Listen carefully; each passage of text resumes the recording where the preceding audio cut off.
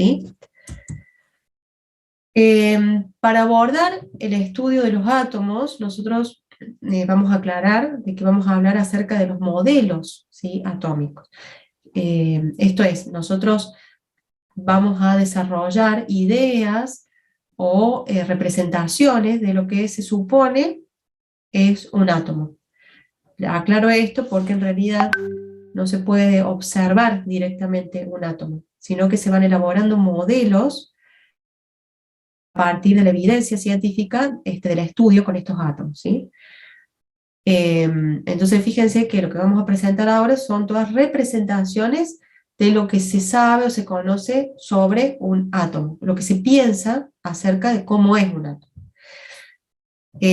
Vamos a comenzar con una breve introducción histórica, porque estos modelos obviamente no siempre fueron el que hoy conocemos, sino que fueron evolucionando con el tiempo, ¿sí? De la mano de, bueno, todo lo que es la tecnología que fue desarrollándose justamente para el estudio de estos modelos. Ya te atiendo, Sabrina, una vez que hagamos un pequeño break. Y en relación a esto, les pregunto a ustedes, si yo les menciono la palabra modelo, ¿qué idea tienen ustedes de lo que es un modelo? ¿Qué piensan que es un modelo? Una representación gráfica de una molécula, no, de un átomo. Pues, o sea, es una representación, ¿sí? Puede ser gráfica, puede ser, digamos, en otro formato, no necesariamente tiene que ser gráfica. Exactamente, así como dice el compañero, es una representación de algo, ¿sí? Profe, yo Una había idea. levantado la mano solo para recordarle que grabe la clase. Ah, bueno, muchas gracias. Saben que la clase esta ya está grabada, así que no va a hacer falta que la grabemos, ¿sí? Es porque de todo esto de la grabación y subir la clase al aula virtual implica un trabajo extra que ya está hecho. Así que no se preocupen, a partir de hoy van a tener disponible el link de acceso y voy a revisar el que me dijeron que no está figurando. Muchas gracias. Bien, decíamos entonces que un modelo es una representación, una idea, ¿sí? Lo que se sabe, ¿sí?, acerca de algo. Hay modelos en química, como estos que ustedes están viendo acá, fíjense, específicamente esto es un modelo de lo que ocurre en una reacción química. En una reacción química que se lleva a cabo en el laboratorio, nosotros estamos trabajando con reactivos y con productos. Estos podrían ser los reactivos y estos podrían ser los productos. Y esto, que ustedes ven acá, es en realidad un modelo de representación de una reacción química, donde decimos, bueno, todos estos reactivos se combinan para originar estos productos. Acá tenemos otro modelo muy usado en química, en donde, como decía el compañero, tenemos una representación de una molécula. En esta molécula, si ustedes se fijan, tenemos a los átomos, acá en color fucsia o blanco, ¿sí?, son estas esferas, que están unidos a partir de enlaces. Ya después, en la unidad número 3, vamos a conversar sobre estos enlaces. En realidad, esto no es una molécula real, sino que es una representación de lo que se sabe es una molécula, una unión de átomos a partir de enlaces de tipo covalentes. Acá tenemos otro modelo usado en química. Fíjense, esto es la unión covalente de dos átomos de carbono, ¿sí?, en donde se puede observar la densidad electrónica de la molécula de acetileno. Esto es la ubicación de los electrones en la molécula, y cómo estos están siendo compartidos entre estos dos átomos de carbono y los electrones también que participan de los átomos de hidrógeno en esta molécula. Acá tenemos otro modelo que no necesariamente es químico, sí, es una ecuación matemática, también es un modelo, ¿sí? Y acá modelos de átomos, esto ya más cercano a lo que es la unidad número 2, ¿sí? Fíjense que está representado el modelo de Rutherford, el modelo de Bohr, y el modelo de Schrödinger, que es el más actual, ¿sí?, el modelo atómico probabilístico, que es el que hoy por hoy nosotros manejamos o conocemos, se acerca más a la realidad de los átomos. Sin embargo, fíjense que estos modelos tienen nombre, modelo Rutherford, modelo de Bohr, porque son modelos propuestos por personas que a partir de evidencia científica, de experimentos que han realizado, han postulado modelos o representaciones de átomos a lo largo de la historia. Algunos son más actuales, como el de Bohr, otros, digamos, son más antiguos, como el de Rutherford.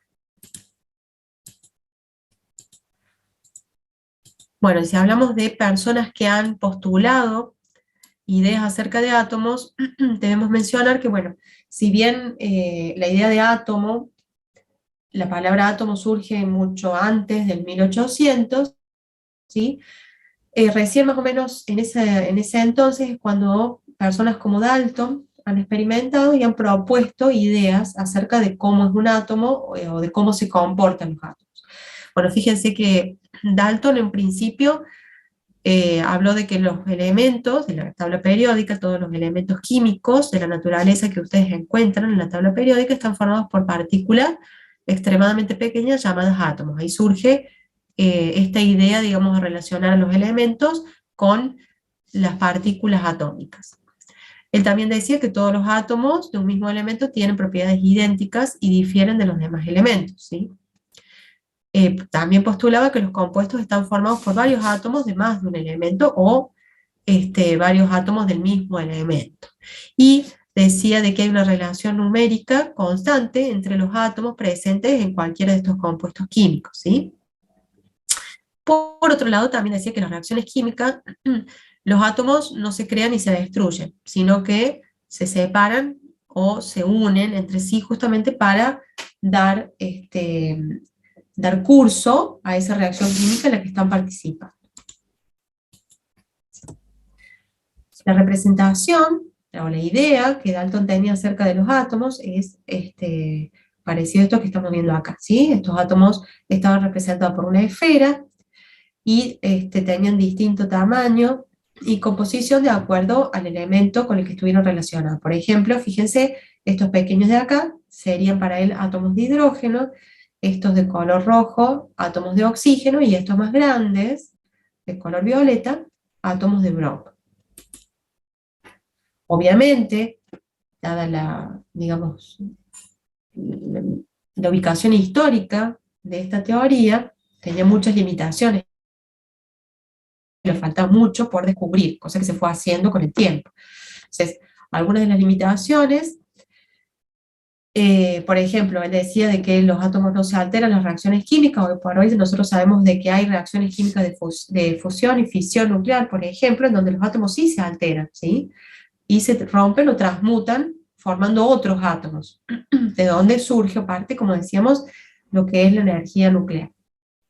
Entonces, esa idea de Dalton luego fue refutada por gente que vino después y comprobó que eso que ocurría era lo que era cierto, ¿sí? Por otro lado, Dalton decía que todos los átomos de un mismo elemento eran iguales. Hoy por hoy nosotros sabemos, inclusive estuvimos hablando en clases previas, de la existencia de los isótopos. ¿Se acuerdan qué eran los isótopos?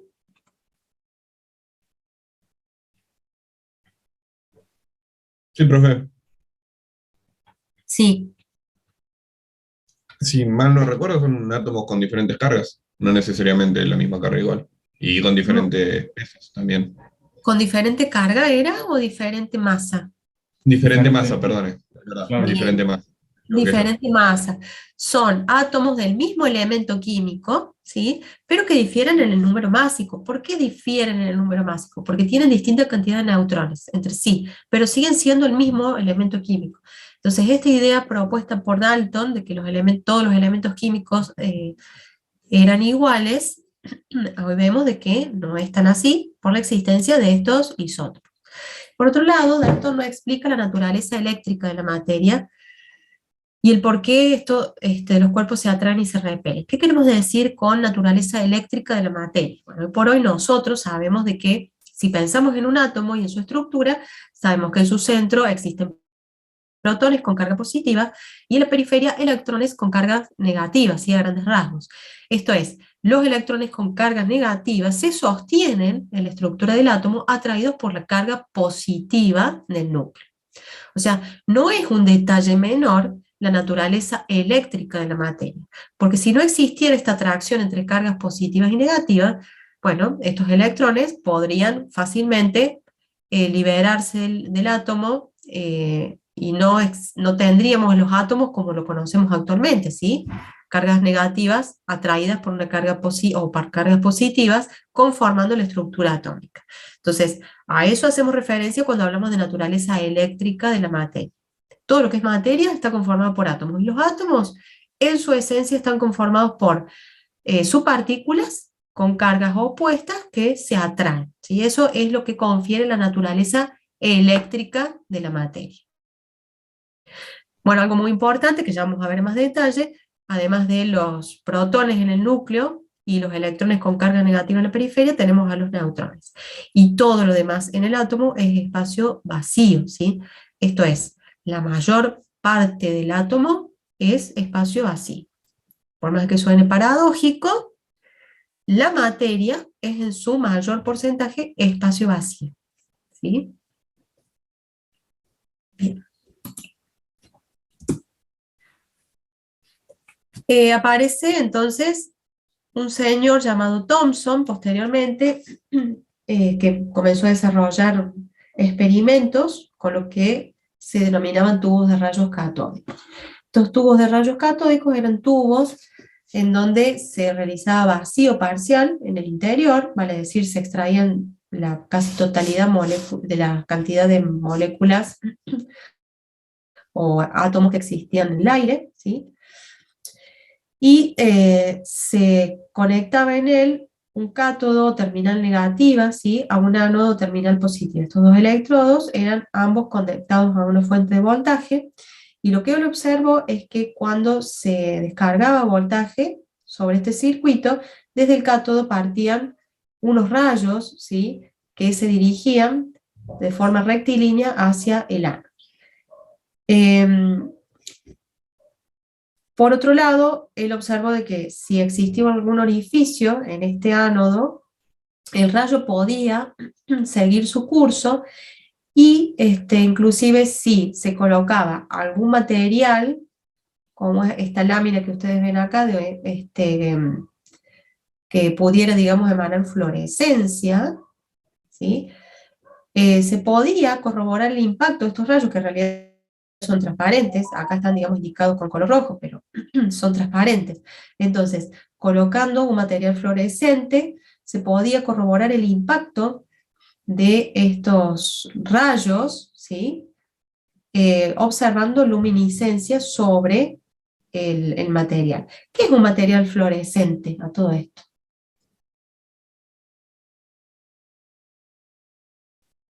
A ver, ¿qué conocen, digamos, que pueda provocar fluorescencia? Y No, Ronnie, realmente, ¿Es la no sé, fricción de los átomos, profe?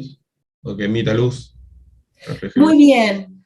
Una sustancia que tiene la posibilidad, la capacidad de emitir luminiscencia mediante un estímulo, ¿sí? ¿Recuerdan algún objeto de la vida cotidiana que tenga esa capacidad, que, por ejemplo, de día se excita lumínicamente y a la noche esa luminiscencia persista?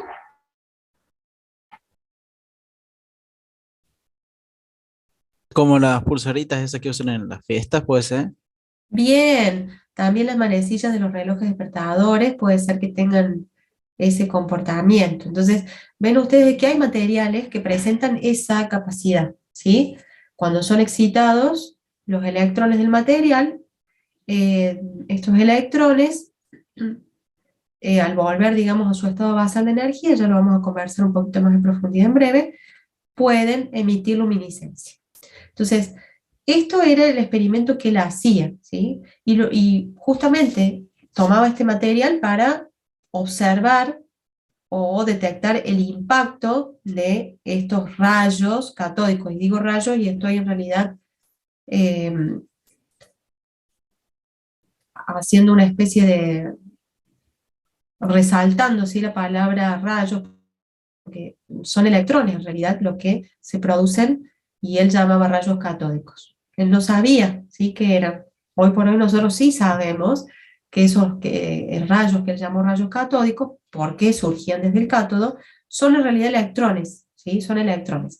Estos electrones, cuando impactan contra este material fluorescente, ¿sí?, tienen la posibilidad de excitar a los electrones del material fluorescente del que estemos hablando, y estos electrones excitados del material fluorescente son los que generan la luminiscencia que se observa, ¿sí?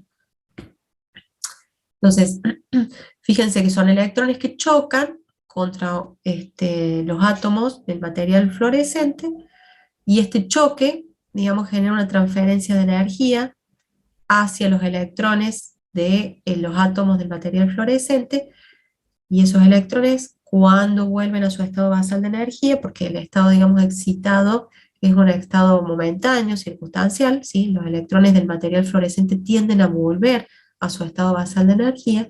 Entonces, en esa vuelta a su estado basal de energía es que pueden emitir luminiscencia. Y de esa manera detectarse digamos, la generación de estos electrones de los rayos catódicos. Y fíjense que también incorporó el experimento campos electromagnéticos, y observó de que estos rayos catódicos, estos electrones, sufren desviaciones en presencia de campos electromagnéticos. Y esas desviaciones son, por ejemplo, en el caso de que tengamos un campo negativo, ¿sí? Estos rayos se van a dirigir hacia el lado opuesto, mientras que si tenemos positivo, ¿sí? La radiación va a dirigirse hacia digamos, a ese polo. Y esto justamente permitió determinar de que estas radiaciones tenían características negativas, ¿sí? Obviamente, hoy sabemos que son los electrones, pero en ese momento no se sabía. Con todos estos experimentos se dilucidó de que esos rayos tenían carga negativa. O sea, eran repelidos por campos negativos y atraídos por campos positivos. Bien, por otro lado, como para contextualizarlos en nuestra vida cotidiana, estos tubos de rayos catódicos también pueden utilizarse o tuvieron utilidad con algunos aparatos a lo largo de la historia, por ejemplo, los televisores CRT, ¿sí? O los monitores CRT, también para la parte de computación, se valían de estos tubos de rayos catódicos para generar la imagen que nosotros veíamos. Entonces, en esos televisores, digamos, este material era en realidad la pantalla, y el choque de los electrones ocasionaba los destellos lumínicos que nosotros íbamos viendo, por ejemplo, en la generación de los píxeles de la pantalla de los monitores de computadoras, o en los monitores de la televisión, si así se iba generando la imagen. El rayo iba siendo dirigido para impactar en los distintos puntos del monitor, justamente por la presencia de campos electromagnéticos que generaban esa desviación, ¿sí?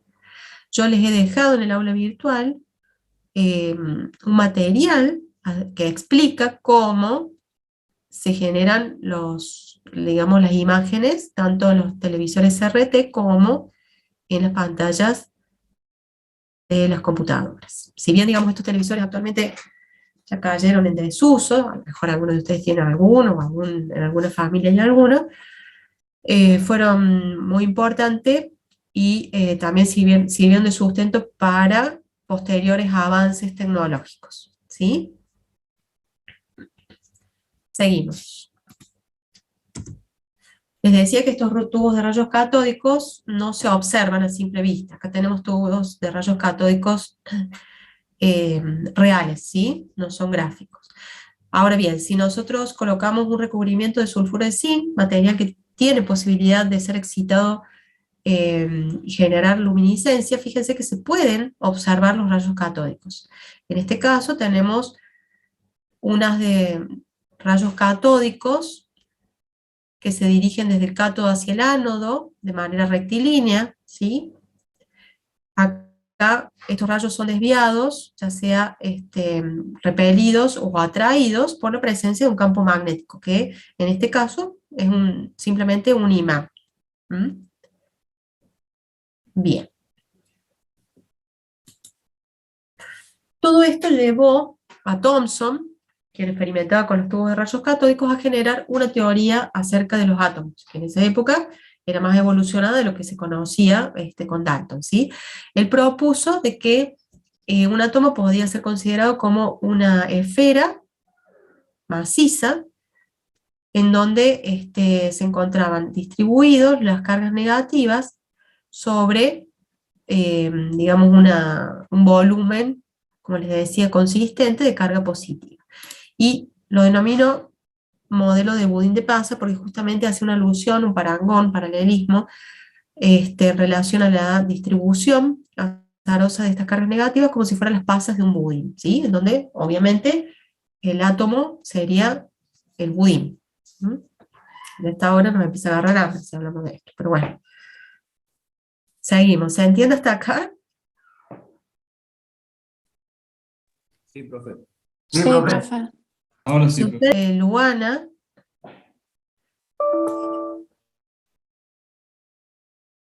como dice el compañero, si hacen esos ejercicios y resuelven los de la guía, no van a tener ningún problema.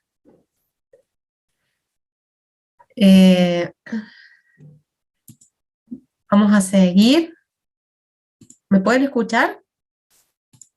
Sí, sí, Sí, profe. Sí, profe, fuerte, claro. Bueno, gracias.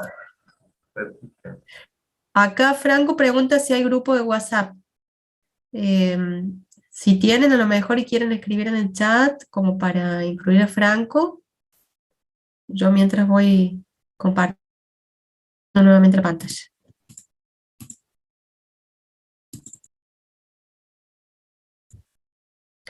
Ahí está. Bueno, en lo que quedamos es que Luana preguntaba si con este modelo se descubren los electrones. Sí, Luana, con este modelo se descubren los electrones o la presencia de cargas negativas en la materia. ¿Mm?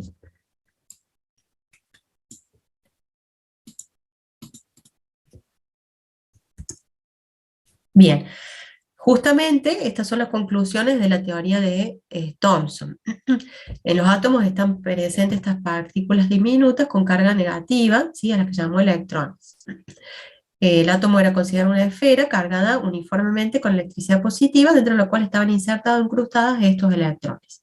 Y también algo muy importante es que, como la materia tiene características neutras, ¿sí? Él supuso de que la cantidad de protones tenía que ser igual, justamente para generar esa neutralidad. Otra de las consecuencias, o de las, digamos, conclusiones, que sacó Thomson, es, bueno, la relación entre la carga y la masa de los electrones, por lo cual recibió un premio Nobel en física, ¿sí? Esa relación era de 1,76 negativo por 10 a la 8 coulomb por gramo. Acá la unidad coulombio es la unidad de carga, ¿sí? Y está puesta en relación a la masa de esos electrones.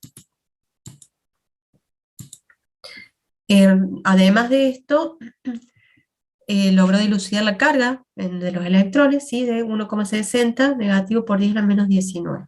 Y la masa, por ende, fíjense, es del orden de 10 a la menos 28 gramos. O sea, la masa de estos electrones es una masa prácticamente despreciable. ¿Qué significa que sea despreciable? A ver. Es muy pequeña. Muy pequeña sería. Muy pequeña, tendiendo a cero, ¿sí? Muy extremadamente pequeña, tendiendo a cero. Fíjense, de hecho, a ver, esperen.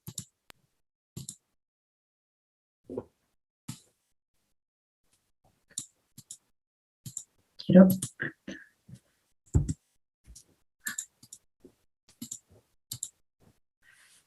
Bueno, la relación con...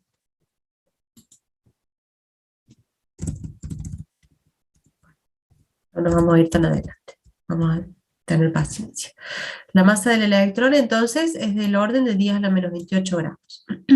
Cuando la masa de los protones es del orden de 10 a la menos 24 gramos, ¿sí? 4 órdenes de magnitud de diferencia. Esto es, los electrones son muchísimo más livianos que los protones, ¿sí? los dos subpartículas de los átomos, pero digamos, la masa en sí de los átomos la llevan sobre todo los protones y los neutrones. Los electrones prácticamente no participan en la masa del átomo. Bueno, y la gente seguía haciendo experiencias, ¿sí?, con estos tubos de rayos catódicos. Un señor llamado Röntgen trabajaba también con tubos de rayos catódicos, empezó a probar cosas distintas, ¿sí? Y dentro de ellas, bueno, además de generar vacío en el interior de esos rayos catódicos, empezó a hacer pruebas con ánodos y cátodos de altos puntos de fusión y masa atómica, vale decir, elementos muy pesados de la tabla periódica, y también con altos valores de voltaje. Y observó, por casualidad, como en muchos descubrimientos de la ciencia, estos rayos, ¿sí? Llamó X a estos rayos justamente haciendo alusión de que eran rayos para él desconocidos. La X es de incógnita, rayos X, no sabía qué era. Haciendo estos experimentos, si él rodeaba o recubría al tubo de rayos catódicos con material de ciano platinado de bario, también digamos un material de características o que puede presentar fluorescencia, observaba si efectivamente que se generaba una fluorescencia verdosa consecuencia de estas radiaciones. Porque siempre había necesidad de rodear, recubrir o digamos, incorporar alguna especie de material fluorescente afuera de los tubos de rayos catódicos? Bueno, porque estas radiaciones no son visibles, ¿sí? A menos que nosotros las podamos,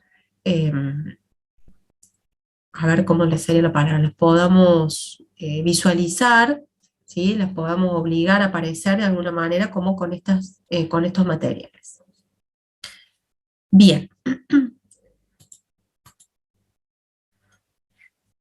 Y luego, gente que también seguía experimentando, piensen ustedes que todo esto era una comunidad que trabajaba en el tema de la estructura de los átomos, compartía experiencias y a partir de ese compartir experiencias iban haciendo o avanzando con sus experimentos. Era gente que estaba muy, digamos, relacionada entre sí como para poder avanzar en función también de los experimentos que hacían las otras personas.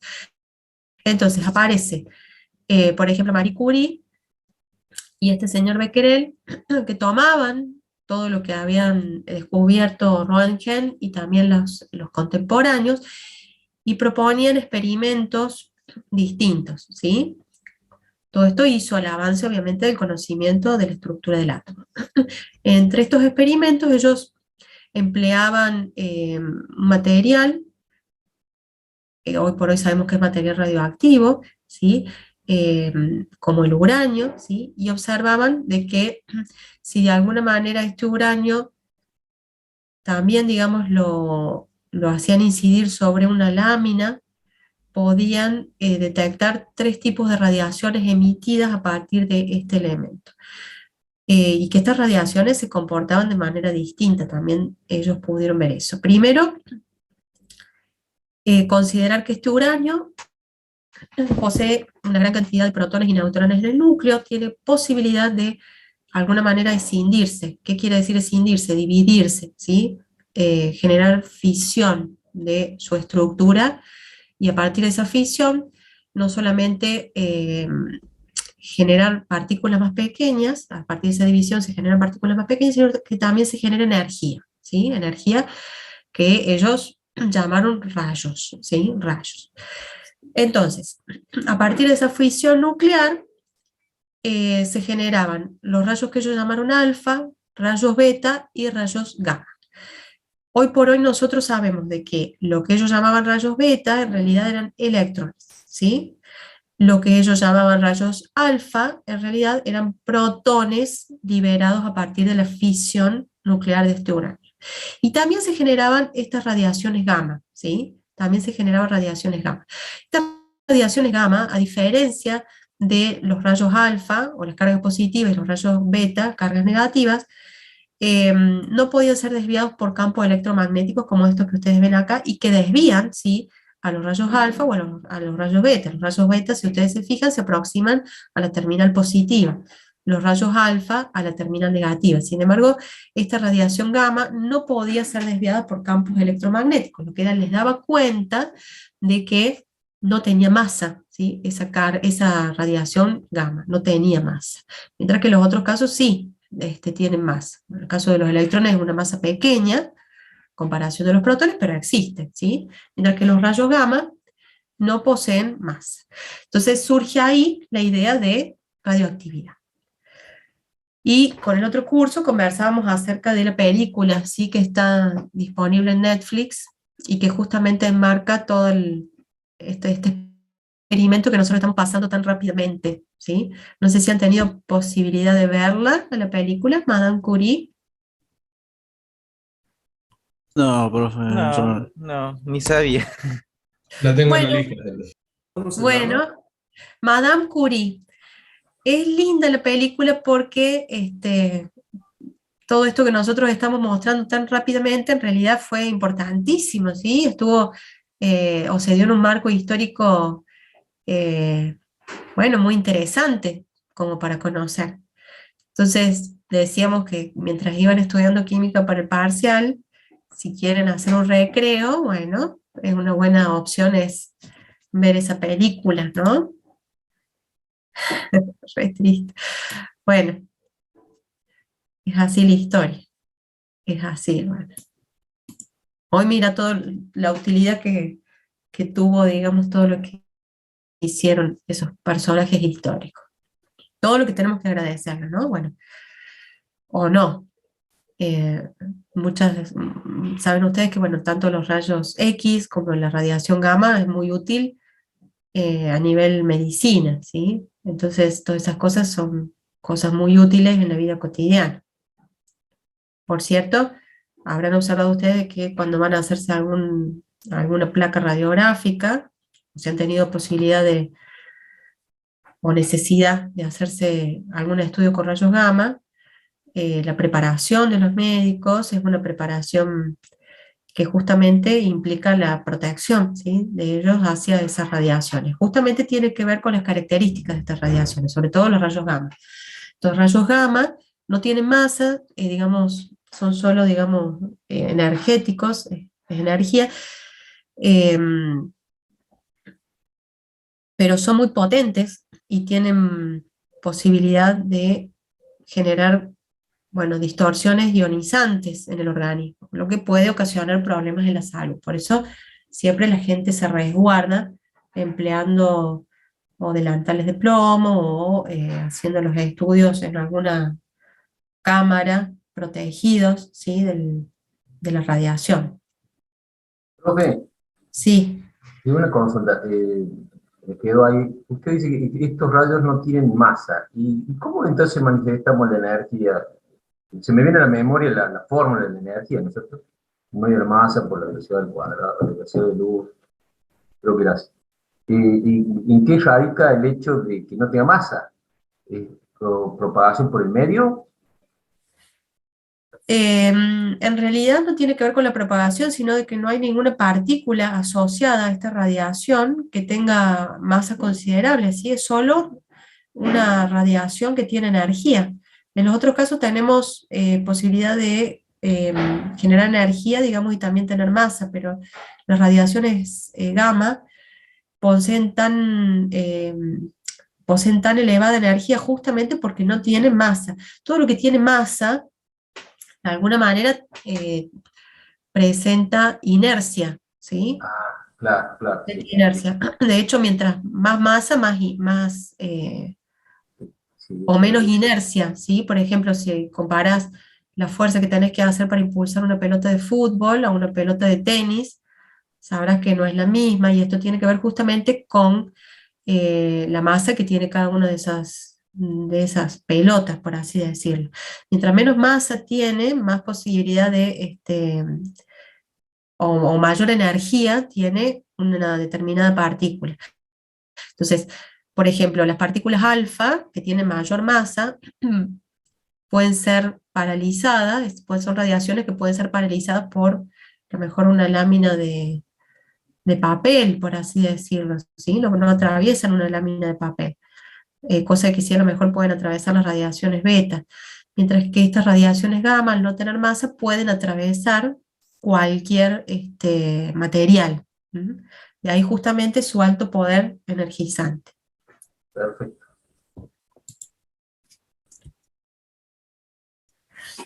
Y bueno, después en la historia viene este señor Rutherford, que trabajaba, como les decía, con todos los descubrimientos que se habían hecho, y emplea todo esto que estuvo siendo material de estudio bueno, de Marie Curie, por ejemplo, la capacidad de estos elementos radioactivos, como el uranio, de generar partículas alfa. Emplea, digamos, ese material, genera partículas alfa en su experimento, y en su experimento él se propone observar qué pasa si, como decíamos, se interpone una lámina de oro entre estas partículas alfa, ¿sí? Entre este recorrido de partículas alfa, y esta especie de placa que él pone, perdón, alrededor de la lámina de oro, también con características luminiscentes. Todo esto, digamos, que se adicionaba con capacidad de luminiscencia justamente para poder detectar la presencia de las partículas, ¿sí? A través del choque de estas partículas y la excitación de los electrones que se daba en el material fluorescente. Cuando se excitaban esos electrones, se podía observar luminiscencia, y eso daba cuenta justamente de que había un impacto de estas partículas alfa. Entonces, ¿cómo arma él el experimento? La lámina de oro, material luminiscente, ¿sí? Para detectar el impacto de las partículas alfa, acá hay la excitación de los electrones del material luminiscente, ¿sí? ¿Y qué observa él? Él observa algo distinto a lo que hubiera esperado, ¿sí? Él hubiera esperado que, justamente por ser estas partículas alfa portadoras de masa, esta lámina de oro las detuviera, generara, digamos, como una especie de rebote de estas partículas alfa, y estas partículas alfa volvieran sobre su origen. Contrariamente a lo que él esperaba, lo que sucedió fue otra cosa, ¿sí? Sucedió que la mayor cantidad de estas partículas alfa no eran rebotadas por la lámina de oro, sino que eran atravesadas, ¿sí? O podían atravesar esa lámina de oro e impactaban sobre la pantalla fluorescente. Viéndolo, digamos, esquemáticamente, acá fíjense, lo que ocurría era de que estas partículas alfa, en vez de ser detenidas y rebotar sobre el mismo origen, atravesaban la lámina de oro y seguían viaje, ¿sí? Muy pocas de ellas tenían la posibilidad de rebotar, y eran justamente las que en su recorrido se habían encontrado con el núcleo del átomo, ¿sí? Esto es, estas partículas alfa con carga positiva se encontraban con el núcleo del oro, también digamos de características positivas, y por ende se repelían estas dos partículas entre sí, y eso ocasionaba de que volviera sobre el origen esa radiación. Pero esto ocurría en muy pocas veces. Algunas otras veces, cuando no se encontraba de frente en su recorrido estas partículas alfa, eran levemente desviadas, pero de la misma manera atravesaban la lámina de oro. Entonces fíjense que todo este experimento a él lo llevó a pensar, lo llevó a elaborar una idea de átomo más cercana a lo que proponía Thomson, ¿sí? Él propuso esta otra idea de átomo, que si bien no es la que hoy conocemos, está más cerca, ¿sí? De lo que hoy conocemos. Él representó al átomo como si fuera, digamos, el sistema planetario, por eso se lo llama modelo planetario. Entonces, para él, el núcleo del átomo hacía las veces de Sol, ¿sí? En este modelo planetario, y los electrones hacían las veces de planetas, girando alrededor del Sol, ¿sí? Y si ustedes ven, acá se puede observar espacio vacío, ¿sí? Mucho espacio vacío en el interior del átomo. ¿Qué tenía que ver con esto que él había deducido con su experimento? las cargas positivas pasaban de largo porque la mayor parte de este átomo es en sí espacio vacío. Algunas conclusiones que él tomó de este experimento, sumándolas a las de Thomson, ¿no? Es que la carga positiva del átomo está concentrada en el núcleo. El protón tiene carga positiva, justamente porque podía repeler a la radiación alfa que impactaba acá en la lámina de oro, ¿sí? El electrón tiene carga negativa, y también dedujo con sus experimentos de que el protón es 1840 veces la masa del electrón. Y acá está la masa de la que yo les hablaba del protón, ¿sí? 10 a la menos 24. Recordemos, la masa del electrón era del orden de 10 a la menos 28. O sea, estamos hablando de 4 órdenes de magnitud menos, ¿sí? Mucho más pequeño. Bien.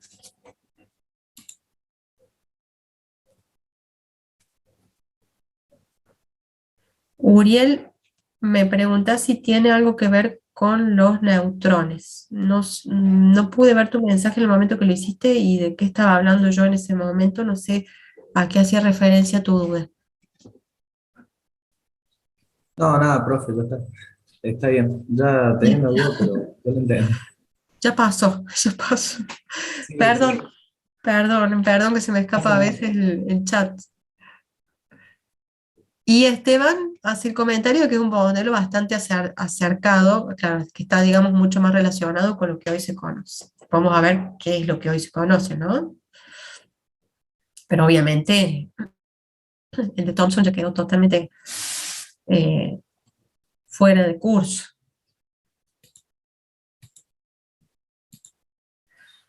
Sin embargo, este modelo también tenía problemas. El de Thomson tenía problemas, bueno, este también tenía problemas. El principal problema que tenía el modelo de Rutherford era de que consideraba estas cargas negativas, que son los electrones, girando alrededor de un núcleo positivo. Y hasta lo que se conocía en la época, según la teoría electromagnética de Maxwell, toda carga eléctrica en movimiento, que puede ser por ejemplo ese electrón, irradia energía o pierde energía, con lo cual tiene menor capacidad para resistir la atracción del núcleo, ¿sí? Entonces, si este átomo, estos electrones, se comportaran como lo que se conocía hasta el momento, esos electrones girando alrededor del núcleo tendrían que necesariamente ir perdiendo energía y posibilidades de ser atraídos, o sostenerse, perdón, en la estructura del átomo, y terminaría colapsando en el núcleo del átomo, ¿sí? Terminarían colapsando en el núcleo del átomo y obviamente el átomo, como nosotros lo conocemos, no existiría, ¿sí? Bien. O sea que había algo que estaba mal en ese modelo, había algo que resolver que no cerraba, ¿sí? Porque, de hecho, el átomo sigue existiendo y los electrones siguen, digamos, evidenciando su movimiento alrededor del núcleo. Entonces había algo que explicar que hasta ese momento no se conoce. Vamos a ver qué era. Bueno, y además de eso,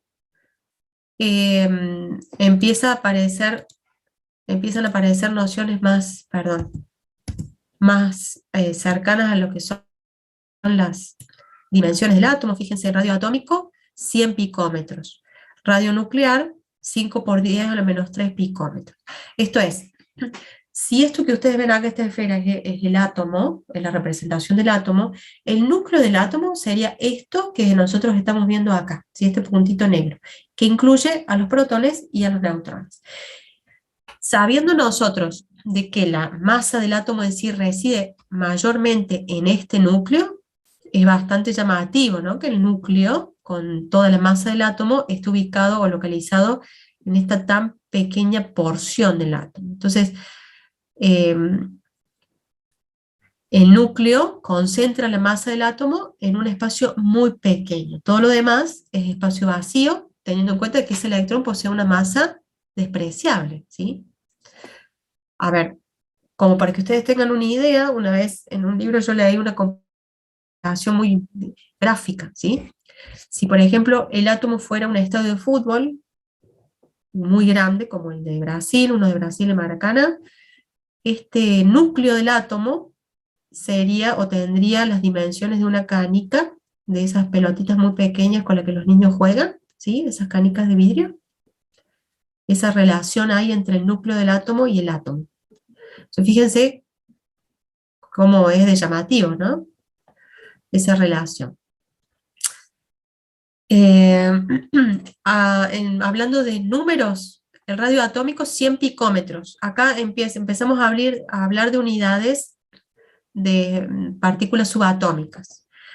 No vamos a presentar los valores en metros porque obviamente tendríamos, no sé, un montón de ceros, 0,000000 metros. No, vamos a usar unidades equivalentes que a nosotros nos sirvan para estas, digamos, estas pequeñas cantidades. Entonces hablamos de picómetros. Ahí el prefijo pico hace referencia a 1 por 10 a la menos 12, ¿sí? 1 por 10 a la menos 12 metros. Entonces 100 picómetros, 100 por 1 por 10 a la menos 12 metros. Si lo llevamos a metros, es 1 por 10 a la menos 10, ¿sí? Metros. 1 por 10 a la menos 10. Entonces tendrían que estar familiarizados del nivel medio para hacer esta clase de pasajes, ¿sí? De unidades equivalentes. Picómetros a metros, también podríamos usar nanómetros, ¿sí? El nanómetro es un equivalente a 1 por 10 a la menos 9 metros. Entonces revisen, si no recuerdan, estos temas, porque los van a necesitar para resolver ejercicios. El radio nuclear es del orden de 5 por 10 a la menos 3 picómetros, ¿sí? O sea, 5 por 10 a la menos 15 metros. Bien.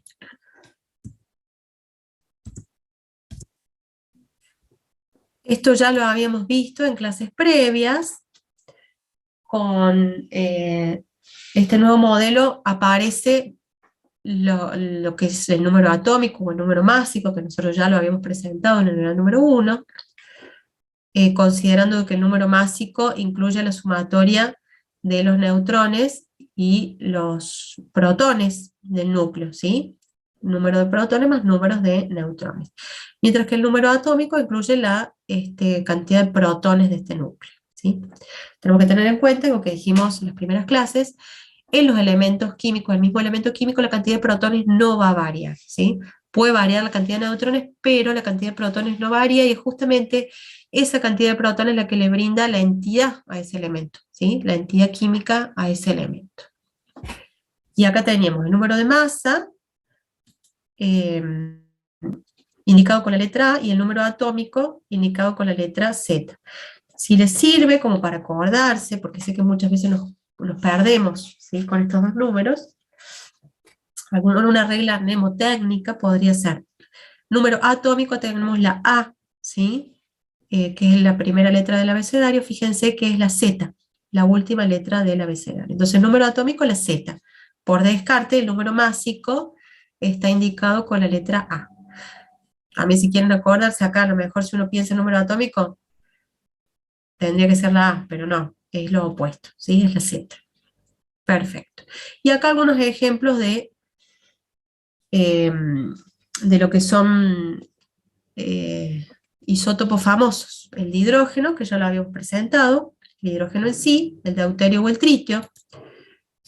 Decíamos que las propiedades químicas son similares, pero las propiedades físicas son diferentes. Y esa diferencia de propiedades físicas reside justamente en la diferencia de número másico que poseen. Por ejemplo, el agua, al estar constituido por hidrógeno, que solo posee un solo protón y no tiene ningún neutrón, ¿sí?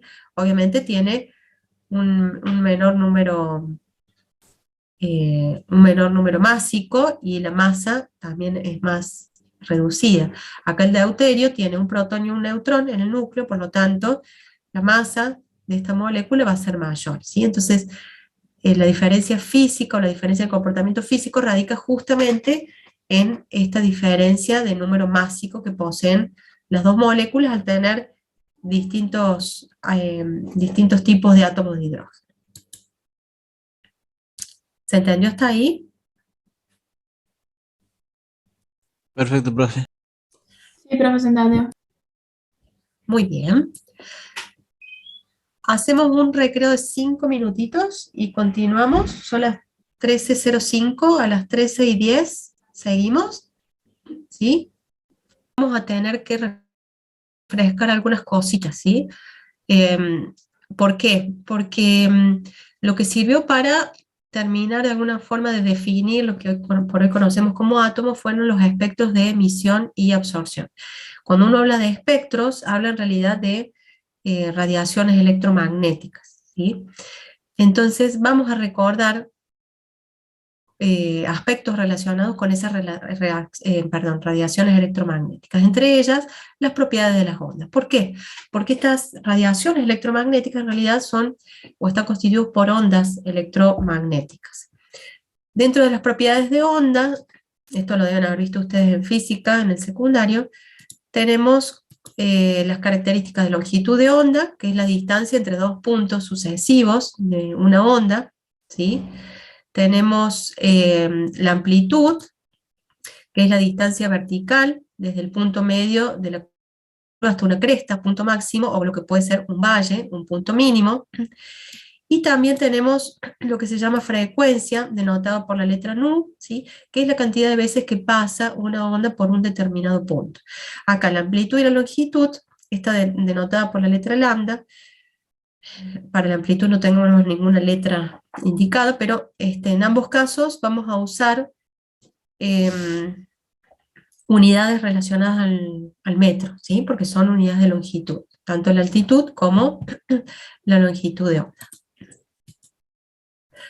Decíamos entonces que la radiación electromagnética está constituida por ondas. Específicamente hay una componente magnética y una componente eléctrica que son de alguna manera perpendiculares entre sí, ¿sí? O sea, están ubicadas en planos perpendiculares. Acá la tienen al componente del campo magnético en color verde, al componente del campo eléctrico en color rojo, viajando de esta manera en el espacio, ¿sí?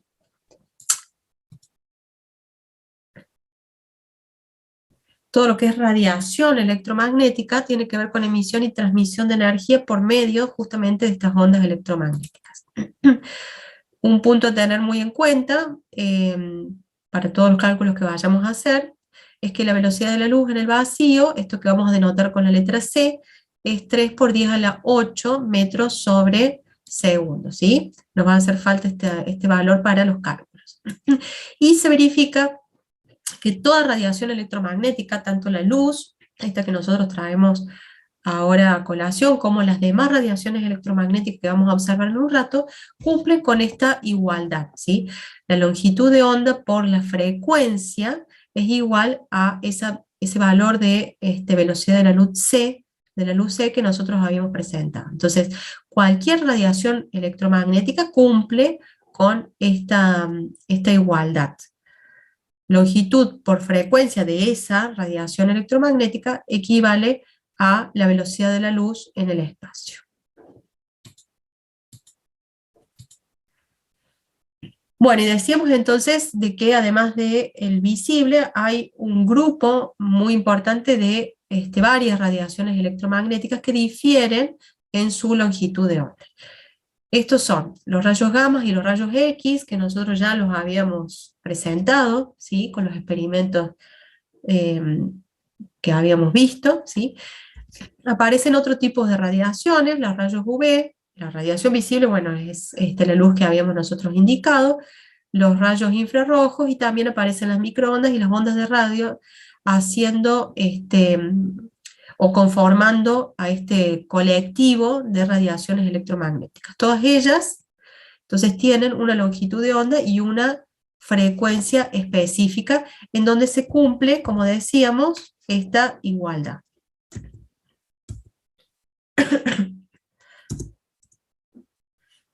Acá tenemos una representación, ¿sí? En donde está todo este conjunto de radiaciones electromagnéticas dispuestas en orden decreciente o creciente, como quieran verlo, de longitudes de onda. A ver, todo lo que son rayos gamma, rayos X y rayos UV, que tienen menor longitud de onda, ¿sí? Están dispuestos en esta gráfica en la parte derecha. Y todo lo que es radiaciones de radio, ¿sí? Microondas, televisión, está en este caso acá del lado izquierdo con mayores longitudes de onda. Esto es, cuando decimos mayor longitud de onda, estamos hablando de longitudes de kilómetros o de metros, ¿sí? Mientras que acá se ubican las radiaciones de muy corta longitud de onda, 10 a la 12, por ejemplo, 10 a la menos 12, perdón, por ejemplo. Fíjense de que también tenemos una relación entre esta longitud de onda y la energía de la radiación que nosotros estemos evaluando. Esto lo vamos a ver en un ratito, que también hay una ecuación que de alguna manera explica ¿sí? esta relación. Pero mientras tanto, fíjense, sabemos que estas radiaciones de menor longitud de onda son las mayormente energéticas. Esto ya lo habíamos mencionado, rayos gamma, rayos X, y por qué no hasta los mismos rayos UV, esto que nosotros tanto tememos del Sol, son las radiaciones más energéticas. ¿Por qué son, les digo que tememos? Y porque sabemos que dañan nuestra salud, al igual que habíamos hablado, por ejemplo, los rayos gamma o los rayos X, la dañan si no nos protegemos cuando nos vamos a hacer los distintos estudios médicos, ¿sí? Y esto es porque este tipo de radiación se considera radiación de tipo ionizante, esto es, estas radiaciones generan iones a partir de los átomos de nuestras células, y esos iones después pueden generar problemas de salud como el cáncer, ¿sí? En esta otra parte tenemos radiaciones que no son ionizantes, entonces no son tan temidas como estas otras, que son muy energéticas. Acá tenemos otra gráfica, está dado vuelta en relación a la gráfica anterior. Y en esta gráfica vemos la relación entre la longitud de onda y la frecuencia. A ver, de esta ecuación nosotros podemos deducir de que la longitud de onda y la frecuencia son inversamente proporcionales. Esto es, en un mismo tipo de radiación, cuando crece o cuando la longitud de onda es mayor, la frecuencia es menor, ¿sí? Entonces, vamos a observar esto en esta gráfica que nosotros tenemos acá. ¿Se acuerdan que en la gráfica anterior teníamos las ondas de radio, microondas en la parte izquierda? Bueno, acá está en la parte derecha, ¿sí? Porque no conseguí otra gráfica que pudiera relacionarse de la misma manera que la anterior, pero digamos, el mensaje es el mismo. Acá tenemos microondas, televisión y radio, acá tenemos rayos gamma, rayos X y ultravioleta. Decíamos, la longitud de onda de todas estas radiaciones ionizantes es muy corta, 10 a la menos 12, 10 a la menos 10, 10 a la menos 8 en el caso del ultravioleta. Mientras que las microondas, las ondas de televisión y radio, están en el orden de 10 a la 1, 10 a la 2 o 10 a la menos 2 metros, ¿sí? Y fíjense que acá la frecuencia es del orden de 10 a la 20, mientras que acá la frecuencia es del orden de 10 a la 6. Cuando hablamos de frecuencia, la unidad que utilizamos es el hertz, ¿sí? Entonces, mayor frecuencia, menor longitud de onda. Menor frecuencia, mayor longitud de onda. Ahí está lo que decimos de ser inversamente proporcionales. Y otra cosa que tenemos que tomar de todo este espectro es de que lo que es visible, ¿sí? La luz que nosotros decimos, incluye un rango muy pequeño de todo lo que es el colectivo de espectro electromagnético. De hecho, el visible va desde los 400 nanómetros hasta los 700 nanómetros de longitud de onda. En comparación, miren, de todo lo que es el espectro, esto es muy pequeño, lo que es el visible es muy pequeño. Si ustedes se fijan en este espectro visible, esta parte, digamos, los 400 nanómetros, está cerca de lo que es el ultravioleta, mientras que en los 700 nanómetros está cerca de lo que es la zona del infrarrojo, porque justamente están al lado del infrarrojo en este caso y del ultravioleta en este otro. A ver acá en el chat. Claro, muy bien, Auriel. Todo esto tiene que ver, como vos decís, con la descomposición de colores, por ejemplo, que nosotros vemos en el arco iris, ¿sí? En el arco iris nosotros vemos reflejado todas estas tonalidades, que son en sí, o componen todas las tonalidades que no puede observar el ojo humano, y que van desde el violeta hasta el rojo, pasando por los azules, el verde, el amarillo, naranja, etcétera, etcétera. Muy bien.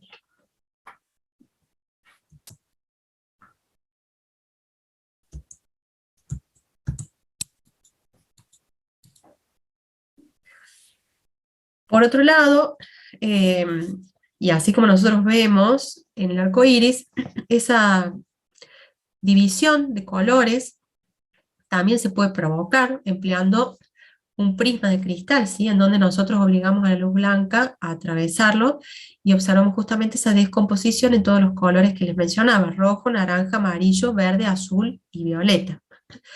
Esta experiencia fue realizada por Newton y demostró justamente que la luz blanca, la luz del sol, puede descomponerse en sus diferentes colores mediante este prisma con esta experiencia. Ahora bien, tanto digamos, el espectro que nosotros vemos en el arco iris, como esta experiencia que realizaba Newton, a nosotros nos está mostrando a un espectro denominado continuo, ¿sí? Continuo. Existen otros espectros discontinuos. Por ejemplo, si nosotros, en vez de obligar a la luz del sol a pasar por ese prisma, obligamos a la luz emitida por un gas incandescente, un gas, digamos, a alta temperatura, por ese prisma, no vamos a observar un espectro continuo, sino que lo que vamos a observar es un espectro de tipo discontinuo, ¿sí? A ver, como para que sepamos de qué estamos hablando. Este es el espectro continuo que decíamos del arco iris, por ejemplo, o del experimento de Newton, y este es el espectro, estos son los espectros llamados discontinuos que se observan cuando se obliga a pasar a esa radiación que emite el gas incandescente por un prisma, ¿sí? Son diferentes cosas. Ahora bien, cuando los elementos, estos en estado gaseoso, se les suministra energía, esto es lo que llamamos incandescencia, ¿sí? Por un calentamiento, por ejemplo, por una descarga eléctrica, todos los elementos químicos van a emitir radiaciones, ¿sí? Van a emitir radiaciones que van a ser distintas entre sí. Y lo distinto tiene que ver con la coloración, o el color que nosotros observamos a partir de esas radiaciones. Y ese distinto color tiene que ver con distintas longitudes de onda, ¿sí? Que se generan a partir de esa excitación que nosotros realizamos sobre el elemento químico. Entonces fíjense, si nosotros tuviéramos una cucharita en el laboratorio, incorporamos una sal de litio y la calentamos, vamos a observar una llama de color azul, ¿sí? Si tomamos una sal de sodio, la coloración es amarilla. Y si tomamos una sal de potasio, la coloración es roja. Esto es lo que van a hacer en el laboratorio ustedes también el día que vayan, ¿sí? Como para hacer, corroborar todo esto que estamos viendo. Entonces fíjense que de acuerdo a los distintos elementos, vamos a tener distintas características en cuanto a la luz que genera, el espectro que se genera cuando lo calentamos. Y esto sirve para diferenciar a los elementos entre sí. Y de hecho hay una técnica química que se llama espectroscopía atómica, en donde nosotros, si no sabemos de qué elemento químico estamos hablando, podemos hacer este experimento, ¿sí? Y observar el espectro discontinuo que se genera, ¿sí? Luego comparamos ese espectro con los otros, con los, digamos, ya conocidos de todos los elementos químicos, y de esa manera podemos llegar a deducir cuál es el elemento que tenemos presente, el elemento incógnito.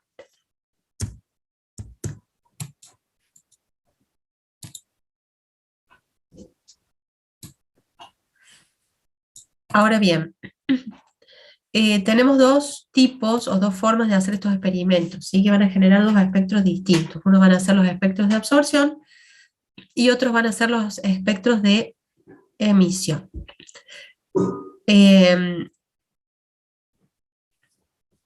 Fíjense, cuando nosotros decíamos excitamos a este gas, provocamos que este gas emita una determinada radiación, pero esta radiación, como también habíamos dicho, solo se va a dar en ciertas longitudes de onda, ¿sí?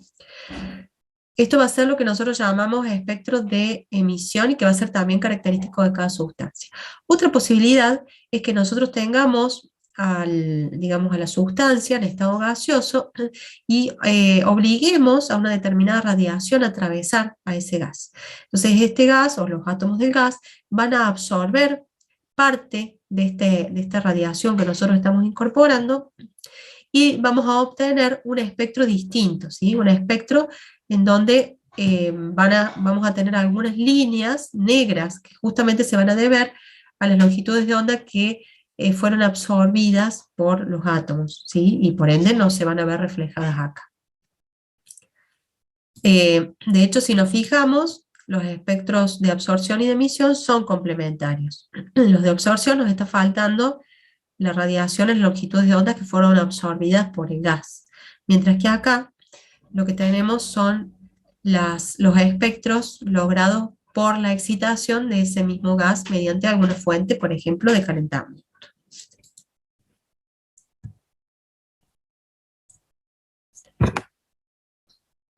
Bien. Bueno, todos estos experimentos sirvieron para que un señor llamado Planck se avanzara sobre la estructura de los modelos de los átomos y hablara del tema de la cuantización de la energía. Esto es,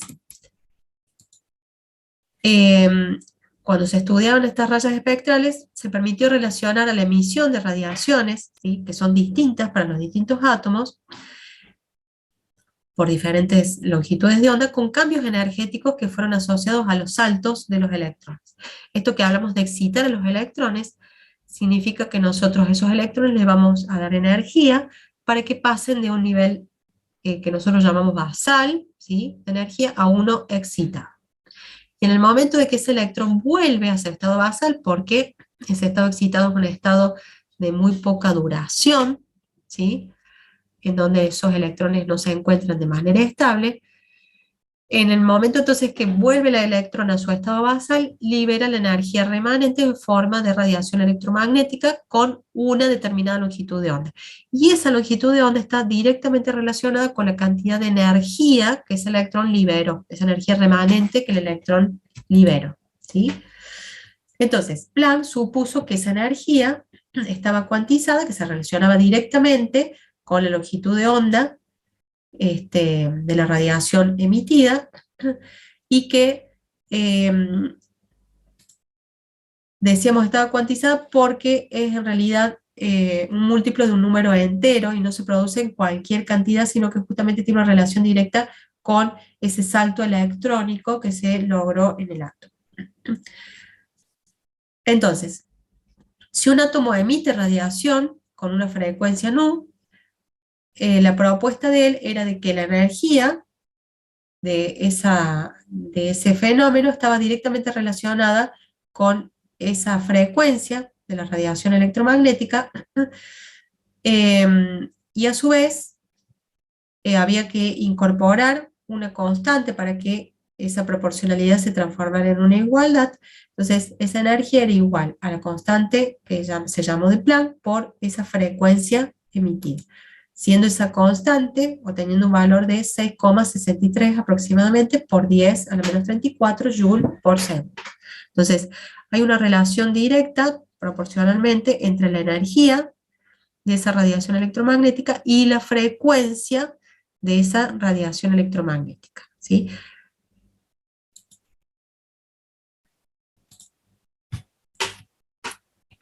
Recordemos nosotros de que teníamos también una relación entre lo que es la longitud de onda y la frecuencia, ¿sí? Vale decir, de cualquier radiación electromagnética, nosotros podemos decir que la frecuencia es igual a la velocidad de la luz sobre la longitud de onda. En ese sentido, nosotros en esta ecuación que vemos acá, podríamos estar hablando que en vez de nu, tuviéramos la velocidad de la luz sobre lambda, ¿sí? Para una determinada radiación electromagnética. Bien.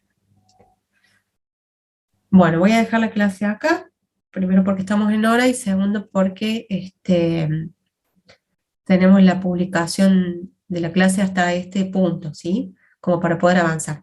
Con este material ustedes ya pueden ir desarrollando las actividades de la guía hasta lo que es la ecuación de Planck, bien digo, ¿sí? Haciendo ejercicios que relacionan la energía con la radiación electromagnética que la emana, ya sea expresado a través de la frecuencia o expresado a través de la longitud de onda. ¿Mm? ¿Se entendió hasta ahí? Sí, profe. ¿Y qué va a subir la grabación de esta clase al aula virtual? No, voy a subir la grabación de una clase de años anteriores, pero es, digamos, muy similar, así que no van a tener problemas. Profe. Gracias, Cualquier profe. duda que tengan ustedes me pueden preguntar, ¿sí?